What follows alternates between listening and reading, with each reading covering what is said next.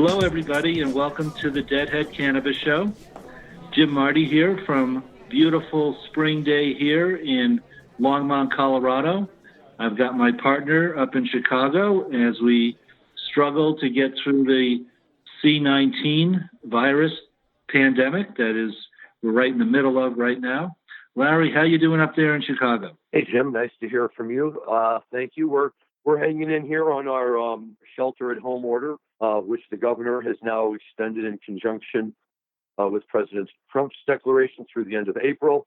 So as I said to my wife today, we're all just starting to get to know each other. But, it's a good thing to do. And for me, quite frankly, I've been very busy with all of this application work we have going on here in Illinois. And I think I mentioned to you right before we started, Jim, that due to the ongoing nature of the pandemic, that Governor Pritzker has now, just this past Saturday, signed an order for the second time extending our filing deadline. It was supposed to be yesterday. It's now been extended to April 30th, which I think gives everybody a little bit of breathing room and not all this concern that yesterday we were all going to have to be in the post office lined up with each other, waiting to send all of these in by certified mail, return receipt requested. And for you deadheads out there, no 3x5 card necessary. But nevertheless, we now have our extension, which is good. I think gives everybody a little bit of breathing room. We'll get these things done. So it's just business as usual up here, but it is not a beautiful spring day. We're very overcast, very chilly, a little bit of rain in the forecast. So we're all staying inside. And I just keep getting by on my thoughts that you're sitting out there in the barn having a good old time. Yes, well, I'm actually at my office today, and like I said, looking at a beautiful blue sky with white puffy clouds, but we have snow in the forecast. We might get 6 to 8 inches on Thursday, so we shall see. That's springtime in the Rocky Mountains. Well, Larry, we are fortunate enough today to have some very impressive guests. We have Dr. Leslie Apgarand, OBGYN, and her business partner, Gina Dubbe'are, and they have a dispensary in Maryland called Green House Wellnes Dispensary, and they've also written a book recently called High Heels, How Two Women Found Their Footing in the Medical Cannabis Industry. So welcome, ladies, to our show. Thank you. Thank you for having us. Very nice to have you on the show. I chuckle when I hear the name of that book because I love the double entendre, and I think it's great. And I look forward to having a chance to ask you about it in a minute. But what's so exciting about this is not only are you guys on our show today and have such great information to share with our listeners about what you have done, both in terms of your approach towards medical marijuana from a treatment perspective as well as from a business perspective. But I'm sure Jim would join me, and he and I have had this conversation before, in saying that we always welcome the opportunity to have guests on our show who are women owning businesses in the industry. It still remains a predominantly male industry. And the more women we can get into it, I think the better overall. I think that women tend to bring a different perspective than men. And I heard you talk on your show, whereas I think the implication, not to say the implication, but the idea is that men certainly tend to walk around more talking about how strong the THC is, where I think it's nice to have a little bit of focus on palliative effects and all the other benefits that can come out of it, especially when you start lowering that THC level and increasing the CBD level. Yes, and it's interesting because really the cannabis industry didn't get a great start, and it certainly didn't get a medical start. It got a really recreational one. And so a lot of recreational myths still persists in this industry.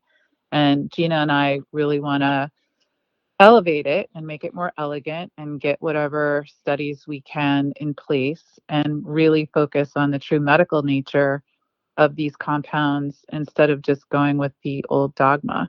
So it's a challenge to get people to understand that THC is a very potent molecule with a very narrow therapeutic window, which means that too little won't work and too much won't work, and there's just the right amount. We talk about Goldilocks, and it's just right, and that level is potentially different for everybody, but it's definitely part of our mission to try and educate everybody. That'd be a good name for a strain, Goldilocks. It would. Let me ask you this, if I can. And could each one of you, just briefly tell us how it was that you came into the cannabis industry, and then maybe just as importantly, how the two of you found each other to be able to launch this business that you have. So Gina and I were backdoor neighbors. I moved into the neighborhood in 2002, and Gina welcomed me by bringing me a freshly baked pie, as apparently you do when you are from West Virginia. And so that's how I met Gina. And over the years, we became fast friends because we have absolutely nothing in common and are completely different with wildly different upbringings. But naturally, we became best friends. And I was approached by a patient years ago when I was working in my medical spa, and she's somebody I've known for years and years. And she said, "Hey, would you be open to us bidding you as our medical director? We're bidding a vertical bid right now. And we know you're from Seattle and you're cool and you're open-minded. And is that something you'd be amenable to considering?" I'm like, "Sure." So then the conversation changed and it included the need for funding. And I said, "Well, Gina has funding and she can certainly get us more funding. And she's also a venture capitalist and a serial entrepreneur and probably somebody that we would want to partner with." But I said, "Please don't get her on the phone with your guys out in California unless they're legit, because Gina's legit and I don't want to waste her time. Please don't embarrass me." And she assured me that that wouldn't be the case. So we got on a conference call after playing tennis because we're working moms and constantly cramming two things into one opportunity. So we were in the car together coming back from tennis, and we got on the phone with these guys in California. And Gina, I'll let you take it from here. Well, it was an interesting conversation. One of the things that I had asked them was, what's the return profile on the investment? And the guy said to me, "Oh, honey, you would never understand the math." And I guess we looked at each other, both dumbfounded. And I said, "No, no, I assure you, I have an engineering background and I've been a venture capitalist for a number of years. I'll get the math. No, no, we're not going down that path." And so, needless to say, Leslie and I looked at each other and said, "Okay, we're not going to do this." By the time I got home and called Leslie, she was just pulling in her driveway. And I said, "You know what? We can bid this our damn self. We don't need any help. We don't need anybody. We'll do it ourselves." Now, that was a remarkably crazy thing to say at the time because I had never used cannabis at that point. And so we were jumping into a whole new arena with a doctor and an engineer in something that we knew relatively little about. But starting any business is the same. It's the mechanics of a business. No cash equals death. You have to have a plan. And the Maryland request for proposal really drilled down into how you were going to train, what your business plan was, much more so than the cannabis portions itself. So we wrote the proposal, all 600 pages of it, and tossed it over the wall. And a year later, shockingly, we were one of the highest scoring proposals that went in. And we had our choice of any region we wanted because in Maryland, you could only win one. So here we were looking at each other going, what are we in for now? And to put that into a little bit of context, Gina had already been approached by other people within the cannabis industry, and for whatever reason, she had turned them down. So she already was tuned into this as an opportunity that she probably should consider. And I was becoming ever more disenfranchised with traditional medicine because it is all about profit over patient, and it's becoming more and more impersonal. I'm supposed to have a relationship with my laptop computer in the room and put in codes and things and click boxes instead of really connecting and sitting with somebody and really seeing them and listening to them and truly being a doctor. And so that discontent had already started for me, which is why I opened up my medical spa in 2008. But the discontent was growing.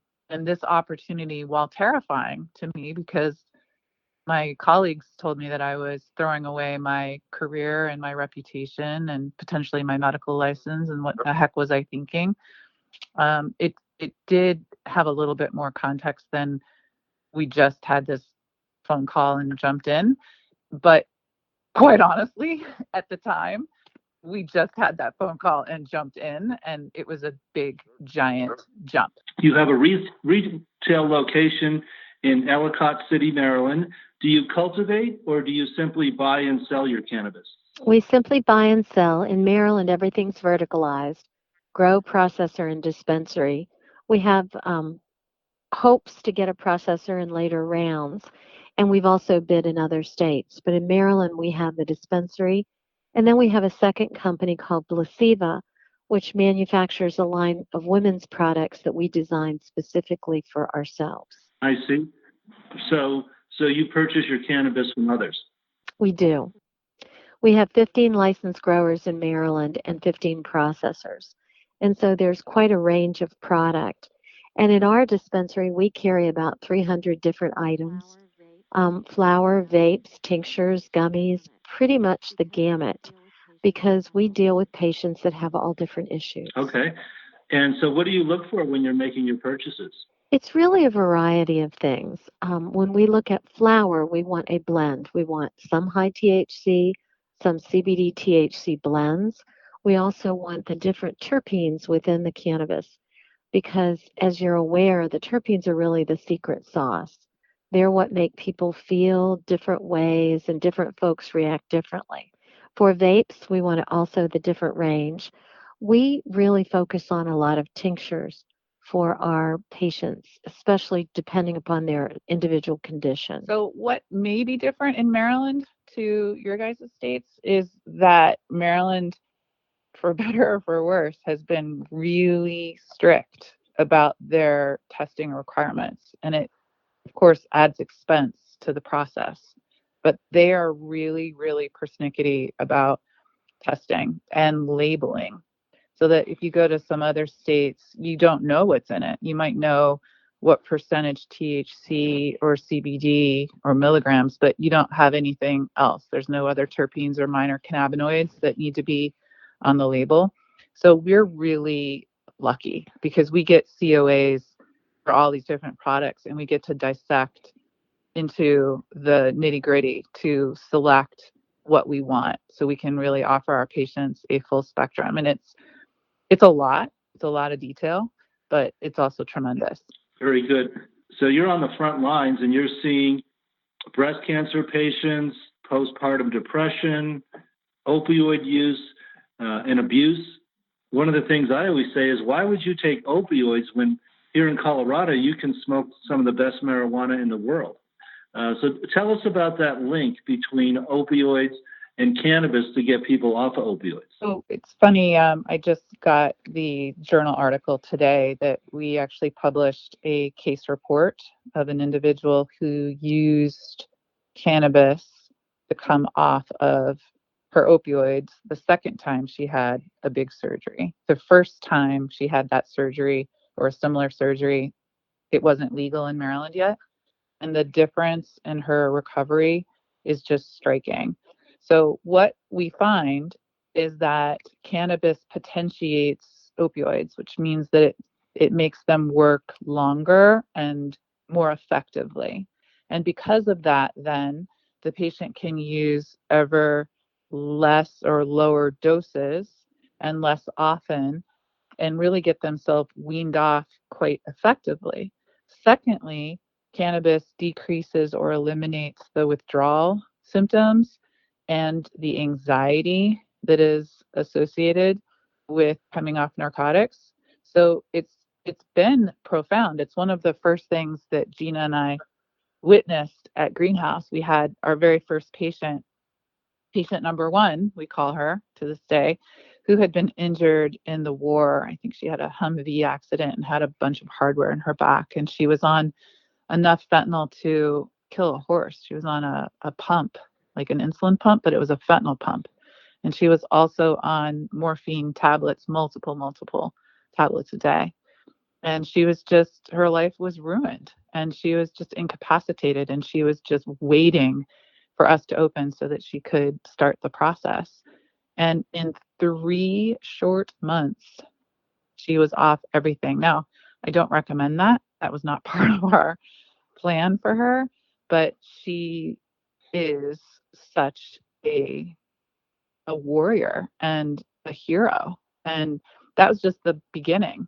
So since then, we've had lots and lots of patients who come in and used cannabis to help them get off of their opioids and their benzos and their sleep agents and their other medicines that they detest. So it's been an exit drug, not a gateway drug. I was going to jump in and say we love these kinds of stories, and to me, what's amazing about them is that we hear the same story all the time. Last week on our show, we had two gentlemen who were former Special Ops Marines, and now that they're out of the service, they've dedicated their whole cannabis business for helping PTSD and similarly helping war veterans get off of opioids. But even before that, when I was going to conferences, the group Athletes for Action would always bring in former NFL players and former hockey players. And every single one of them tells the same story that you just told. But obviously, you're not all sitting in the same room coming up with the same story. So what that says to me, a layperson, when it comes to the medical field, is that what we're seeing is more than just a coincidence, right? Where this really does lend credence to the idea that there is a recognized use for cannabinoids in helping people come off of opioids and get something back resembling a normal life. And the fact that you're able to come up with the same results, and certainly Dr. Apgarand as a trained physician, for you to be able to see it and understand it and appreciate it, for me just means that we're taking one step closer towards the type of full-scale recognition that that cannabis needs, not just from the business perspective, but to make it available to everyone out there who can really enjoy these benefits. Yeah, and it's all about the education. So we were really fortunate that our patient agreed to let us use her as a case report, and grateful for the opportunity of the American Journal of Endocannabinoid Medicine for allowing us the opportunity to get that published, because really the only way we're going to move the needle is if we push for education and legitimacy. And the first way to do that is to get some studies. Case report is not great as far as doctors consider literature and studies. I would really want randomized controlled trials, but given the Schedule I status, I don't see that happening in our country for a little while. But once there's enough pressure put on these politicians to say, look, here is overwhelming data, anecdotal and case reports and all the others, we've got to study this plant. You've got to get it off Schedule I. Another thing I always bring up is it should be of no surprise to anyone that cannabis has medical attributes, because virtually all of our drugs originally come from plants. Aspirin's the bark of a tree, poppies and opium, cocaine and coca leaves. So it should be no surprise that a plant has medical qualities. Yeah, the problem is that the plant is 400 or 500 different things, and pharma can't get wealthy on 400 or 500 different things. They want to take synthetic THC, or they want to take the CBD that they've just done, Epidiolex, and they want to be able to monetize that. But as we all know, it's the combination of all of these chemicals, and it's the elegance in the way that the plant puts it together that is where the magic happens. And you're not really going to be able to manufacture that in a lab, but you can sure as heck grow it in a greenhouse and make a pill out of it and get people much, much better. So it's like I've become a naturopath, and I didn't realize it, but I probably should go to naturopath school now and learn all about plant medicine, because we certainly didn't learn about this in the traditional medical school that I attended. Sure. And Dr. Apgarand, the question that I wanted to ask you, and you were kind enough to talk about with me right before we started this recording, one of the things we noticed, and Jim had actually mentioned in the introduction to this, is that you've been experimenting, or at least testing with the possible uses of cannabinoids fighting postpartum depression. And the question that I had raised for you is, where does this fall out in the issue, if you will, between a mother who wants to be nursing her child, but is also battling postpartum depression, and what the current standards are on whether or not it's okay for a mother who's nursing to be smoking marijuana or taking cannabis one way or another. Right. So as a board certified OBGYN, the American College of OBGYN has a hard stop on cannabis use in pregnancy and breastfeeding. In the mouse model, there are actual structural differences in the fetus's brain that persist. And we don't know what the implications of that are. It is fairly unethical to study pregnant women and see what happens to their offspring. I mean, we can look back to thalidomide, which was a medicine given for a benign condition, and it resulted in limb loss and abnormalities and terrible, terrible things. So we don't necessarily want to experiment. Now, as somebody who has been around the block a few times, I can tell you that there are probably a lot of my patients that I was caring for unknowingly they were using, and I didn't know it, and nobody knew it because in our culture it's just not appropriate to disclose that. We'll sick social services on them or whatever. So I do feel that there are some medications that are deemed legitimate by the OBGYNs in the world, and I can tell you that they probably are more dangerous than cannabis, but I don't have studies to prove that.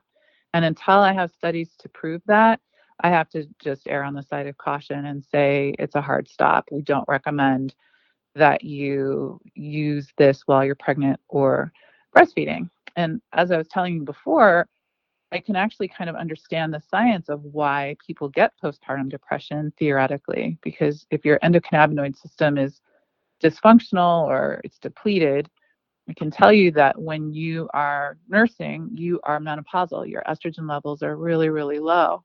And estrogen levels falling also cause anandamide to fall, which is your endogenous endocannabinoid.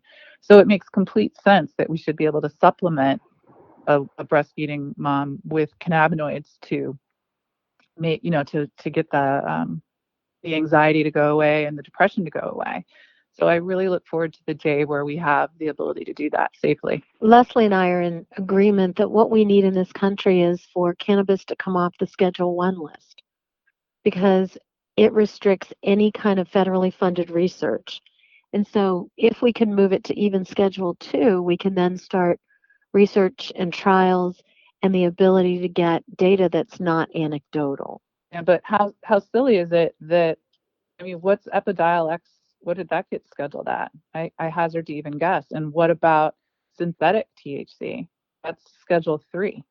So how is synthetic THC a Schedule 3 and the plant is a Schedule 1? I don't understand. Well, because there is no. One of the things that Jim and I try to avoid on our show is politics, but I can talk about this because this is political across the spectrum. I think that the government cover up of THC and marijuana and the misinformation that's been spread religiously in this country for the last 100 years is maybe the worst cover up that we've ever faced, because not only have lives been ruined by people going to jail over something they shouldn't be going to jail for. Think of all of the people who have been denied an opportunity for the healthful benefits because, as you point out very accurately, we can't study it. So we're in a horrible catch-22 where we say, well, we have nothing that shows us it's safe, but we're not allowed to test it to show that it's safe. So we're just going to let it sit here in limbo. And meanwhile, professionals such as yourself are out there in the field actually seeing the benefits that it provides. But no, one doctor or even group of doctors can necessarily push that needle in the other direction. What we really need to do, I think, is to get our government leaders on board with us and change the nature of the message. And the more that they can hear about it from, licensed and registered and respected healthcare workers, certainly the better for all of us.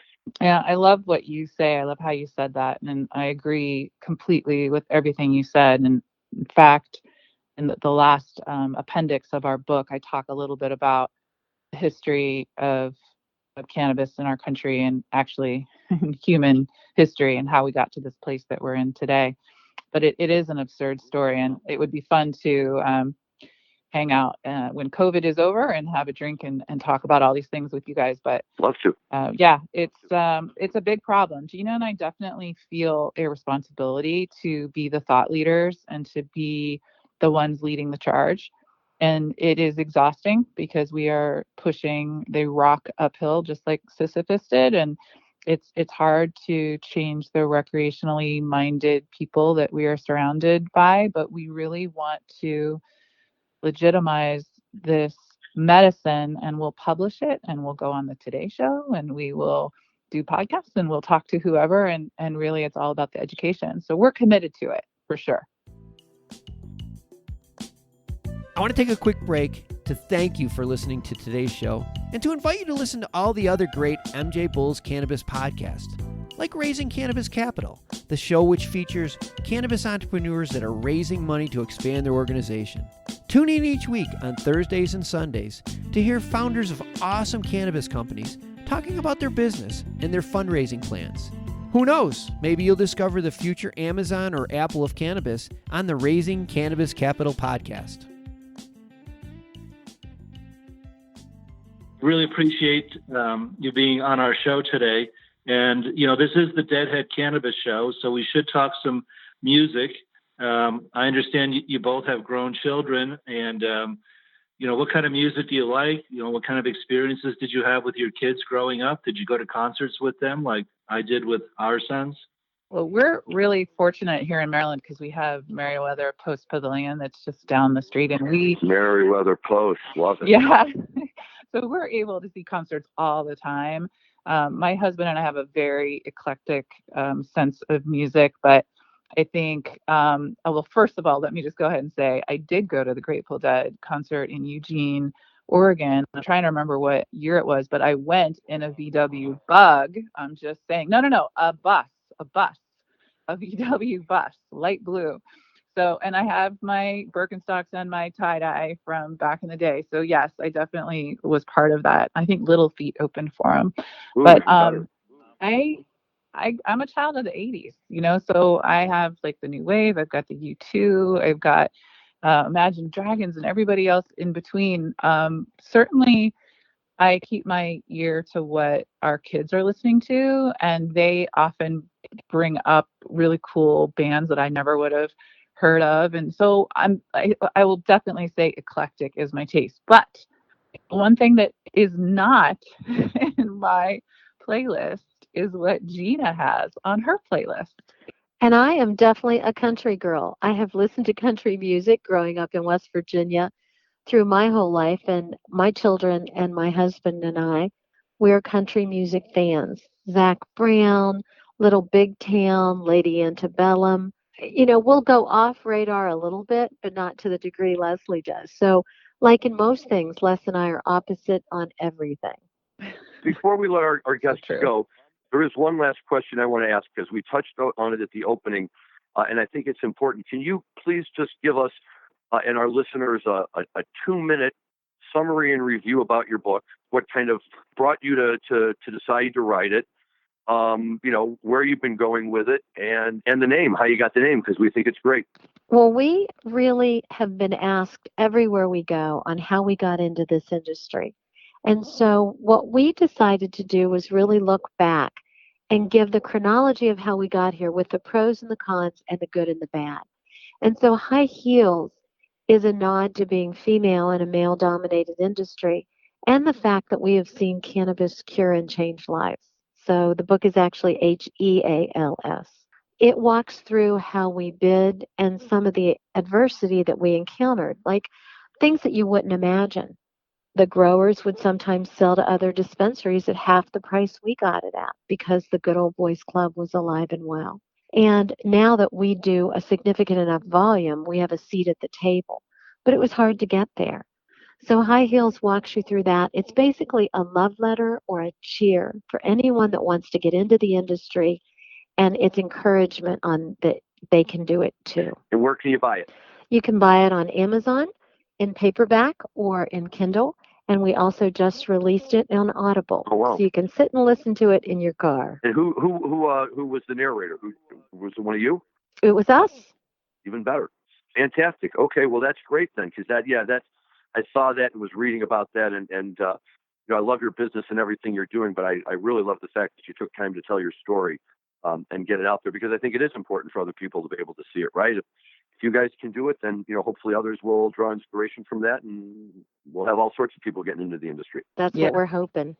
Leslie and Gina, thank you very much for being guests on our show, and I look forward to meeting you in person someday, maybe on the marijuana track, or maybe when I'm in Washington, D.C., lobbying Congress on marijuana issues. Well, we Great.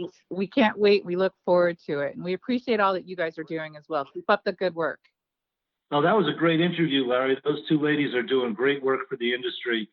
But let's talk about some music. The only good news I have right now in the middle of the pandemic is that Dead & Company and Fish have not canceled their summer tours yet. So let's hope they ride this out and go on tour this summer. I'm definitely looking forward to the Dead & Company shows. I believe July 9th and 10th at Folsom Field to start the tour. Fish has got a lot of shows lined up, including they'll be at Dick's on Labor Day weekend once again for the 12th year in a row. What do you got, Larry? Well, look, for right now, it's nice to have that out there as a possibility. If circumstances dictate that they have to change, then they will. But yeah, I mean, in any time, it was always, you kind of get to these, what I kind of call the dog days of winter, where it can't decide if it's winter, if it's spring, or it's what. There was always a Grateful Dead spring tour, a Grateful Dead summer tour to look forward to kind of help pull you through that time. And yes, right now I'm certainly looking forward to a summer tour for either or both of our favorite bands, and hoping they get out there. But as we talked about, Jim, we don't have to starve in the meantime. Fish still has their Tuesday night dinner and a movie. Unfortunately, I was not able to get the listing for what show that they're going to be streaming tonight or the recipe for tonight. But then I also discovered that on Saturday evenings, I believe at 7 o'clock Central Time, Nugs.net is showing Dead & Company shows. So this past Saturday night, they aired the show from last year at Wrigley Field. And it's always one of my favorite shows that they play to see, because it was a great show and it was a lot of fun. But right at the very end of the second set, they were playing Mama Tried, and Bobby was playing his acoustic guitar because he had switched over to acoustic at some point in the middle of the set for one of the songs they were playing. And they ended Mama Tried in a way that was really kind of sudden and didn't really sound all that great. But, if you've gone to Dead shows often enough, sometimes they end with a bang and sometimes they end with a dud. But all of a sudden on stage, you could see it. And now to be able to see the video and actually have a very close-up up to the stage and see what was going on was great. Bobby was all excited about something, and he switched out and he put on his electric guitar and went around all the band members, kept circling his finger around in the air, and went back out and counted it down 3, 2, 1, and they jumped right back into the end of Mama Tried to the I Turned 21 in Prison, the last go through, and played it all the way through. And then they played it into a beautiful transition into Love Light. And then they played Love Light to close out the show. And, come on. In all my years of going to see the Dead, I never saw it. What band, what musicians are basically rehearsing on stage, right? And say, I didn't like the way that sounded. Let's go back and play the end of that one more time. And it's that kind of stuff that you see, and you're like, right, this is why I keep going to see him. So I agree, man. I'm hoping that these summer tours go on full force and we're out there dancing away. Excellent. Well, thank you, Larry.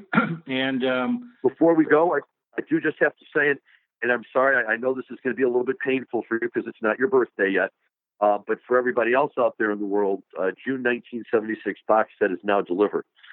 Jim gets his on his birthday in May, so he's just going to have to listen to us talk about it for a little while. And I'm here to tell everybody out there that it's amazing. It's people talk about 73 and they talk about 77 and they talk about these years. And Jim, the last couple of weeks you've been teasing this, and one of the things that you've always been very strong on is these were the first shows after the 1 year break, so they were all refreshed and ready to go. And most importantly, it was the first round of shows since they came out with Blues for Allah. And to be able to hear these original versions of Help on the Way, Slipknot, Franklin's, and the other songs off of that album that they're playing is just tremendous. Again, on the very first night in Boston, that opens the whole box set thing. They have a beautiful version of Jerry's Mission in the Rain.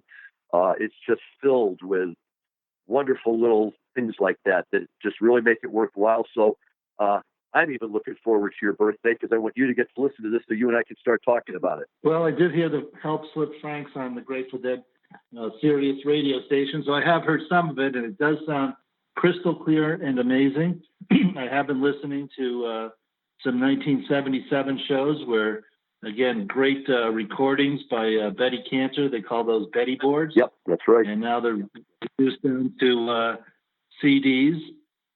So, well, very good. I think that's all for this episode of the Deadhead Cannabis Show. So thank you very much, Larry. And from Longmont, Colorado, this is Jim Marty saying goodbye for now. Larry, you want to sign us off? Larry Mishkin signing off, telling everyone to stay healthy, listen to Grateful Dead, and enjoy some cannabis, and it'll help time go by faster. Thanks, everyone.